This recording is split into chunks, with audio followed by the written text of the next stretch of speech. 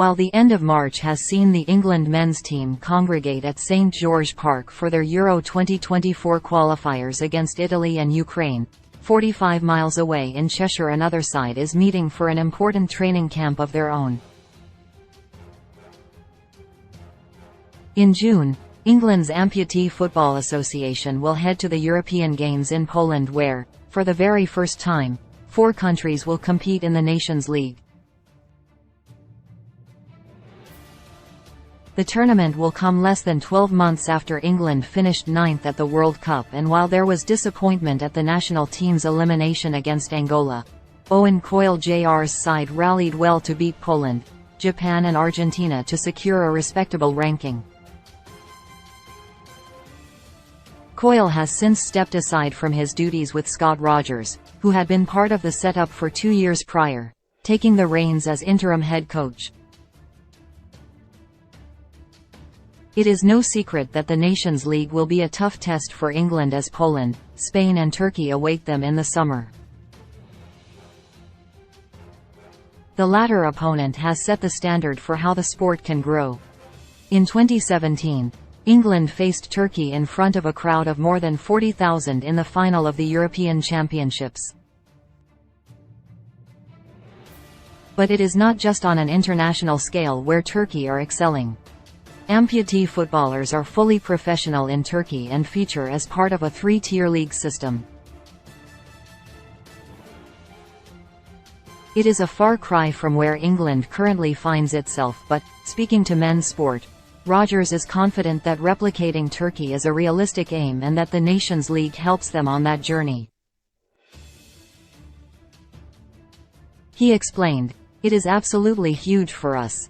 It is the first Nations League tournament which amputee football has produced, and to have the opportunity to pit our wits against Poland and Turkey, who have professional leagues within their respective countries, and also Spain, it is just a fantastic opportunity to play in that competition.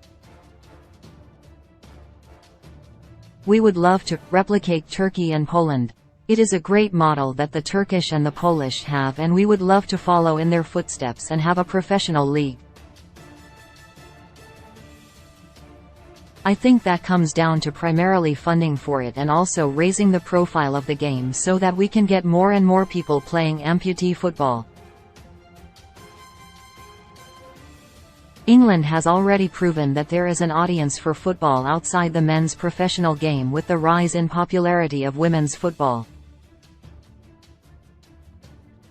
When asked about the parallels between the women's game and amputee football, Rogers admitted that the success of the Lionesses and Women's Super League is a blueprint for what they hope to achieve. We are on very much the same trajectory as the women's game. Hopefully, if we get the right amount of funding for it, the right amount of exposure for it, I don't see any reason why we cannot follow in their footsteps and develop the sport further." Before Rogers and his team headed out into a torrential storm for the first session of their 3-day training camp in Reesheath, Men Sports spoke to Jay Trigaskis. Up until recently, the 28-year-old had spent his entire career at Manchester City, but the Blues' decision to pull out of the EAFL saw Trigaskis agree to play for Portsmouth. He explained that City are regrouping and that he hopes they will rejoin the league soon. Trigaskis' journey to the England camp and amputee football started at a young age. As he recalled, "I first started playing football when I was 7 years of age. I started off with my local football team and was playing football ever since.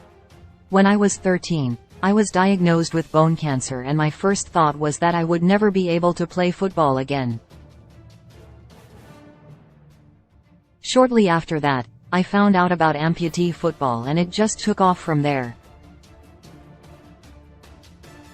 Obviously, when I lost my leg I had to go through more treatment, so I couldn't start straight away, but it really encouraged me to get better, and as soon as I could, I got involved with it." Back in 2008, when Trigaskis was starting out, junior teams had not been formed, but things have changed for the better in the present day. There wasn't really much a junior program back then, he added. So for me it was a case of training with the first team until I was ready.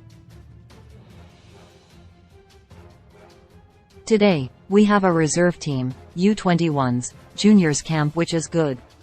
Initially, Tregaskis played for Manchester until the Blues got involved in 2014, leading him to train with City's academy. By this point, he had already earned a call-up to the England squad and travelled to his first major tournament, the 2012 World Cup. While Tregaskis now represents Portsmouth, he still continues to train with the Blues on Tuesday nights and, like his teammates, the midfielder juggles his fitness and training with a full-time job. For the Hattersley-born player, this comes in the form of his role as manager at JD Sports. Although he admits it can sometimes be a challenge, Tregaskis is more than willing to put in the work.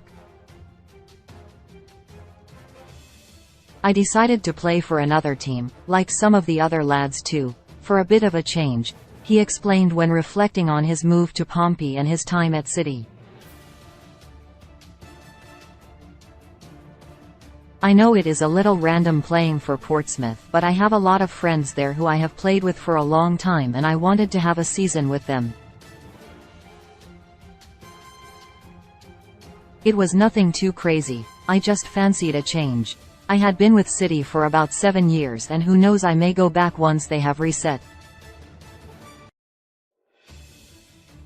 I still train with them and even though I don't play for them, there is no hard feelings there, so I go there for my fitness and I go to the gym a lot. It can get tough, working full-time. It is not just a case of just turning up here on the odd weekend, it is all the in-between bits as well. You have got to keep yourself fit. While moving out to Turkey to play amputee football is not currently on the horizon, Tregaskis has set his sights on proving himself against them in this summer's Nations League. England is rebuilding as well. We have got a lot of young players in the team, which is obviously really exciting. We had a lot of new faces in the World Cup and considering there is a lot of fresh faces, the outcome was very positive and it makes me very excited to be a part of this team for the future as these players will only get better. With the Nations League we are all very excited for that and it will be a test for us for sure, but the main goal is the Euros next year. The 2024 European Championships will be held in Limerick, Ireland and will see the top 16 nations battle it out for the crown.